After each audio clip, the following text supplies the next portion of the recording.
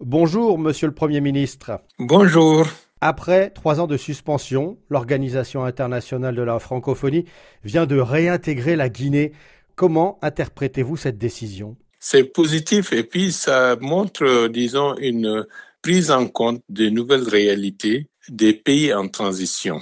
Des sanctions pleuvent sans prendre en compte les spécificités de chaque pays. Nous étions dans une dynamique, disons, d'accroissement des difficultés du pays avec le régime d'Alpha Condé, de la confiscation des libertés et même sur le plan institutionnel.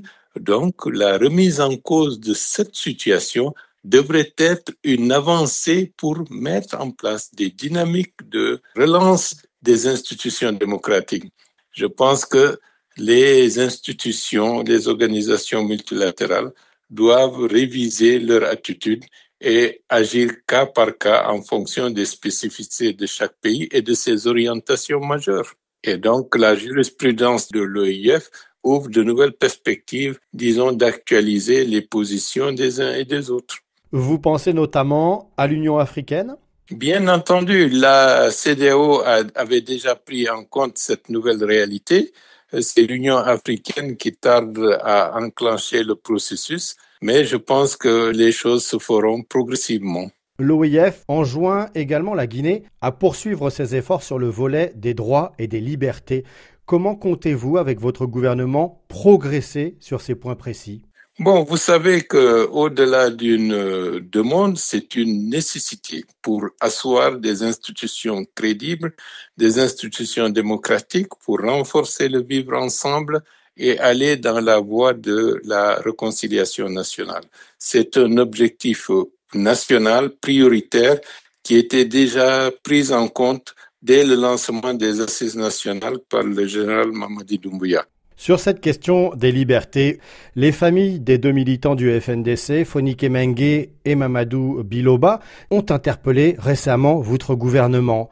Savez-vous où ils se trouvent? Sont-ils encore en vie? Jusqu'à présent, nous n'avons pas encore une information complète et précise sur leur lieu où ils peuvent se trouver à l'heure actuelle. Et nous avons demandé aux structures judiciaires et aux forces de défense de poursuivre les enquêtes et nous tenons plus que tout autre au monde à ce qu'on puisse les retrouver en bonne santé. C'est une nécessité pour nous parce que leur disparition ne nous arrange pas. Au contraire, ça a un peu terni notre approche. Or, nous voulons que la dynamique actuelle, vertueuse que nous sommes en train de poursuivre, ne soit pas altérée par des situations qui peuvent nous ramener à des situations négatives que nous avons connues par le passé. Comment se fait-il que depuis le mois de juillet, personne ne soit capable de dire si ces deux militants sont vivants ou non? Vous savez, les enquêtes doivent aller de la manière la plus discrète. Et je pense que lorsque nous aurons d'informations suffisamment établies, à ce moment-là, une communication se fera. Des membres du gouvernement, de la présidence, ont affirmé que rien n'empêchait Mamadi Doumbouya de se présenter à l'élection présidentielle qui est prévue en 2025, alors que la charte de transition qu'il a signée l'interdit. Comment expliquez-vous cette situation paradoxale aux électeurs? D'abord, ce qui est essentiel, c'est la Constitution. Elle doit être au-dessus de toute considération personnelle. Deuxièmement, à partir du moment où la Constitution sera adoptée, la charte n'aura aucune actualité. Tout homme ou toute femme remplissant les critères qui seront dans la Constitution pourra faire acte de candidature. Il y a la loi et il y a aussi parfois la morale, monsieur le Premier ministre. Je pense à Amadou Toumani Touré au Mali, qui a rendu le pouvoir aux civils avant de devenir 10 ans après président. Non, je comprends votre approche, mais vous savez, en Guinée, on a tendance à tout personnaliser et laisser l'essentiel de côté.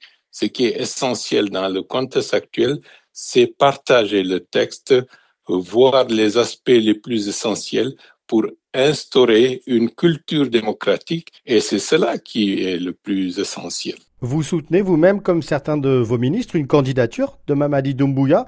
Vous dites pourquoi pas? Je dis pourquoi pas, parce que c'est la liberté de chaque citoyen en capacité d'incarner une certaine vision de la Guinée d'aujourd'hui et de demain, d'être candidat ou d'être candidate. Au sein de l'opposition, notamment de l'UFDG, certains ont eu des mots très forts. Si Mamadi Doumbouya est candidat, ce n'est pas la peine de faire des élections. Qu'est-ce que vous leur répondez? Cette forte recherche de personnalisation du débat est source de dysfonctionnement et source de conflits et source d'arriération. Nous avons besoin d'avoir des projets moteurs. Qu'est-ce que nous faisons de l'agriculture? Quelle est la réponse que nous apportons à cette migration clandestine qui vide nos campagnes et nos villes vers d'autres pays? Ce sont par exemple des questions de ce genre qui méritent d'être exposées et non pas tel est candidat, tel n'est pas candidat. Tout cela, ce sont des aspects périphériques. Quand se tiendra le référendum constitutionnel, justement? Avant le 31 décembre? L'objectif, en toute sincérité, sans calcul politicien, nous tenons à avoir le référendum constitutionnel à la fin de l'année. C'est une question de crédibilité et c'est une question d'engagement exposé à l'opinion nationale et à l'opinion internationale. Nous tenons à ce que nous puissions réellement maintenir ce cap. Il va de soi que nous sommes en train de réviser la stratégie de l'ordre des élections. Il est essentiel de commencer par la présidentielle et puis par la suite avoir les élections de base et les élections législatives. La date de l'élection présidentielle est-elle connue? Pour le moment, pas encore. Chaque chose en son temps. Vous êtes en ce moment à New York, monsieur le Premier ministre, pour le 79e sommet de l'Assemblée générale des Nations unies, et vous avez déclaré lors d'un discours « L'avenir n'est pas à attendre, mais à bâtir ensemble ». Pour vous, l'Afrique est une fois encore mise de côté, oubliée par les puissances mondiales? Le sommet de l'avenir remet les pendules à l'heure. Les questions nouvelles concernant les changements climatiques, une vision d'un développement durable partagé, la stabilité internationale.